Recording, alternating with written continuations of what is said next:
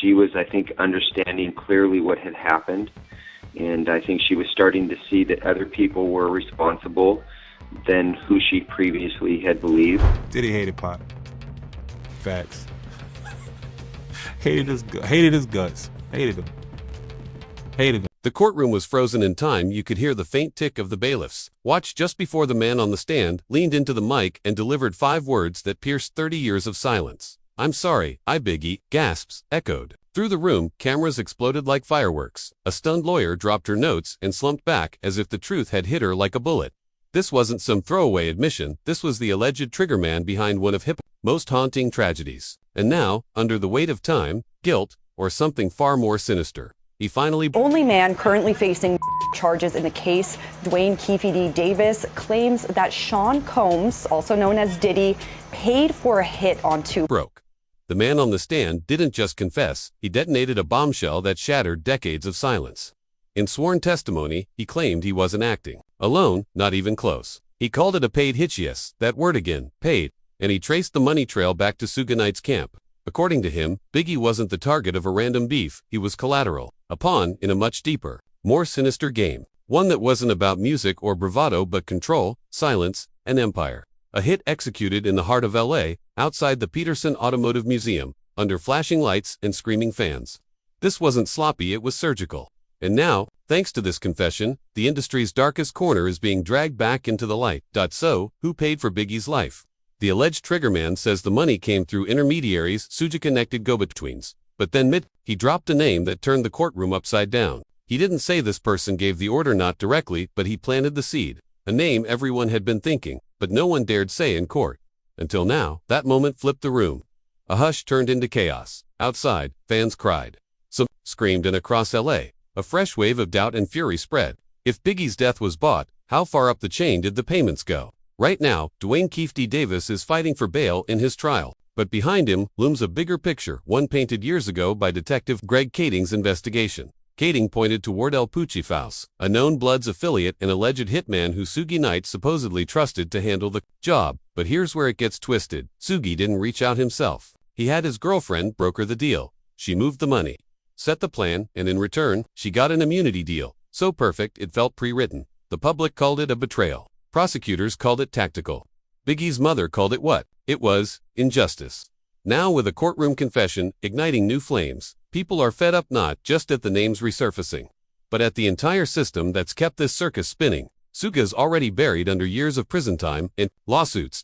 He's caught in a federal firestorm of his own. As prosecutors scramble to track down a missing witness in Diddy's racketeering and exploitation case, tension is building. Was Biggie's murder just one chapter in a much darker story? Because, when we followed the money trail, things got real suspicious. The Biggie estate, valued at over $160 million, was quietly sold off in pieces to Primary Wave Music. Half of Biggie's rights, gone. The timing, just weeks after the death of his mother, Voletta Wallace, the longtime protector of his legacy. Sources claim the sale was pushed by estate handlers with ties to industry giants whose names have surfaced in multiple lawsuits and hush-hush settlements. And the money. Court filings reveal a 6-figure wire transfer made within days of Biggie's murder sent from an account tied to someone deep in Suge Knight's orbit. The recipient, still a mystery. But prosecutors believe it's the smoking gun. If it confirms a payment for kill link, we're not just reopening a cold case, we're blowing the lid off one of the biggest cover-ups in music history. Because maybe this was never about East Coast versus West Coast. Maybe it wasn't about pride or bars. Maybe it was a business decision, a calculated takedown of a king who was poised to tip the balance of power. Biggie didn't even own his publishing when he died. Diddy's Bad Boy Records did. It wasn't until Voletta Wallace renegotiated the terms that his legacy was restored. Now, even that catalog is being chopped up and monetized piece by piece. Which begs the chilling question, was Biggie worth more dead than alive? Fans still debate Pac versus Biggie, who made them feel more, who changed them. But this is something else entirely. This is about betrayal, legacy, and a bloodstained empire that's still cashing checks off a silenced voice. And just when we thought the twists were done, another ghost from the past, Suge's ex, the same one granted that airtight immunity deal. Turns out, that deal was reportedly tied to one chilling condition: never contradict the official story. But now, in leaked private recordings and unsealed court docs, she's been caught hinting at a far bigger web. She spoke of coastal interests and catalog leverage, industry code for burying truth to protect profits. Meanwhile, Diddy's legal situation is unraveling fast. His star witness who claims long-term abuse has gone completely off the radar. Her lawyer's gone quiet. Insiders whisper she's been bought, threatened, or both. But no matter what happened, the message is clear. This isn't about one murder. It's about an industry built on shadow power, unchecked for decades. And when the conspiracy talk kicks into high gear, things take a dangerous turn. Because if Biggie was just collateral, who was the real target? Some believe the hit was a message to Diddy himself. Lethal, stay in your lane. Warning from West Coast Muscle. Others claim it was blood-for-blood revenge for two unsolved killing just 6 months prior. But either way, the same names keep surfacing. SUGE, Diddy, Keefe D, and now thanks to a bombshell 143-page transcript from a secret LAPD interrogation, things are even murky. In that file, Keefe D alleges Diddy once told a room full of gang affiliates he'd pay to get SUGE taken out. When pressed further, he reportedly added, "Yeah, that dude too," meaning Pac. Was it an order? Maybe not. But for the street soldiers, in that room, it was a green light. Keefe claims the deal was worth millions funneled through intermediaries, including one known as Zip, who's now dead. And here's the twist. Keefe alleges the ultimate goal wasn't just revenge. It was to destroy East Coast rap altogether. Sounds extreme until you dig deeper, because now, with Biggie's alleged shooter confessing, Tupac's killer facing trial, and Diddy at the center of a federal storm, the veil is lifting. That same bank transfer we mentioned earlier, it's back. 6 figures moved just after Biggie's murder from an account tied to SUGE's circle to someone prosecutors won't name. If that link is proven, it changes everything. This wasn't about beef, this was business, possibly something even darker, and it gets even creepier. According to a leaked LAPD memo buried since the early 2000s, Biggie's killing was never supposed to be the last. That document, now quietly resurfacing, outlined a coordinated campaign to eliminate key East Coast figures, Nas, Busta Rhymes, even DJ Clue, not label rival strategic threats. The memo warned of retaliatory actions masked as street beef. Then, like magic, it disappeared from the official record. This wasn't just about who rapped better. It was about territory, control, shifting the cultural power center away from New York. By any means necessary, record labels were cashing in heavy, signing Southern artists for peanuts and watching them go platinum. So to protect that formula, some believe the industry needed the New York sound silenced permanently. So what was Biggie's death really about? Was it a feud spun out of control or a high-level purge to reshape the game?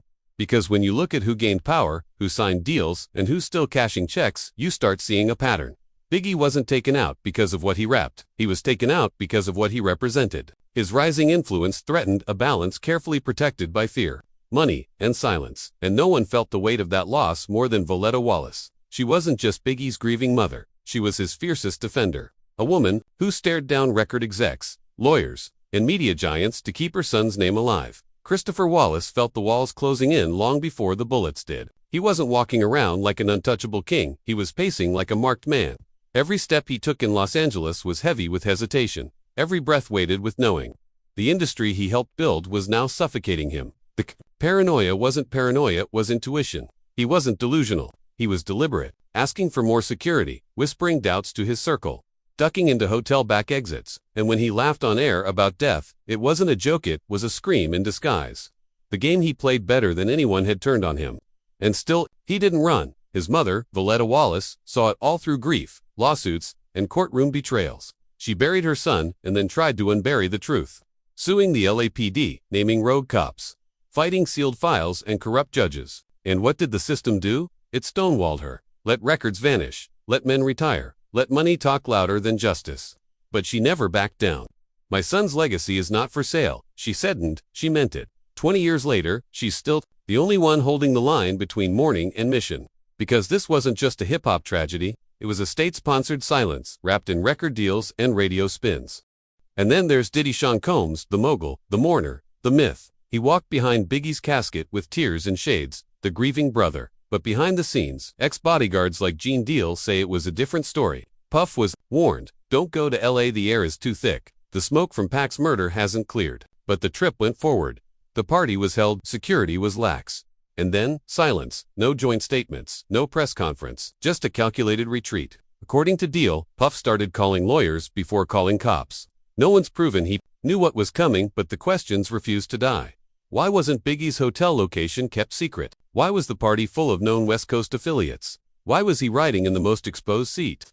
Why did Puff allegedly vanish into legal strategy mode that same night? And why, for decades, has no one stepped forward with definitive answers? The silence speaks, especially now, with a confession cracking open the timeline and reshuffling all the old excuses. Random? No. Retaliation may be, but orchestrated. Absolutely. And if Puff knew anything, if he even suspected something was coming, then silence becomes complicity, because Biggie didn't die by chance, he died by design. And in his final days, even he knew it. The man behind life after death wasn't just playing with imagery, he was wrapping his legacy in warnings. Warnings we all ignored. Until now, he wasn't blindsided, he was bracing for it, carrying it in his chest. Every ring of an unlisted phone. Every night staring at the ceiling. Instead of sleeping, every time he stepped into a spotlight, knowing there were shadows right behind it. Biggie's end wasn't random, it was rehearsed. A warning he tried to scream through lyrics in interviews. But no one heard it. Not until it was too late. And now, all these years later, the silence is breaking. But the heartbreak remains. Gene Deal, one of the few insiders who never let this go, said it best. I used to be hurt, because the people around her, they were Puff's boys. Even Miss Wallace couldn't break through the wall that surrounded the moguls. The industry kept the truth on lockdown. But not anymore. The hitman's confession wasn't just a revelation, it was a spark. Now, investigators say 2 new names are about to surface. Key players in the setup and payout behind Biggie's final night. One of them still works deep in the business. The other vanished in 2003 after quietly settling a case tied to death. Rose, darker secrets. The walls are closing in. Prosecutors are unsealing files. Subpoenas are being dropped like mixtapes. Financial audits, travel logs, phone taps, and for the first time in decades, it looks like the machine behind Biggie's silence is starting to stall. But here's the real question: who profited from his absence? Who gained while Brooklyn mourned? Who cashed in on the vacuum left behind? Because if this was about business, then someone walked away with the bag. Someone made a killing literally, and now, we ask, was Biggie murdered not by enemies, but by proximity? Could the same walls that displayed his platinum records be the same ones that orchestrated his downfall? Was his life the price of catalog leverage, legacy consolidation, industry control? Because the man who once asked, "Mo money, mo problems," may have learned the answer the hard way. This wasn't about beef, it was about business. And now, the truth is threatening to drown the empire it once built. So now it's your turn. Could this conspiracy run deeper than we've ever imagined? Was Biggie's death the first domino in a chain of industry power plays? Drop your thoughts in the comments. Don't sugarcoat it, because this isn't just hip-hop history, a crime scene, and we're finally pulling back the velvet rope. Until next time, stay sharp, stay skeptical, and always read between the beats.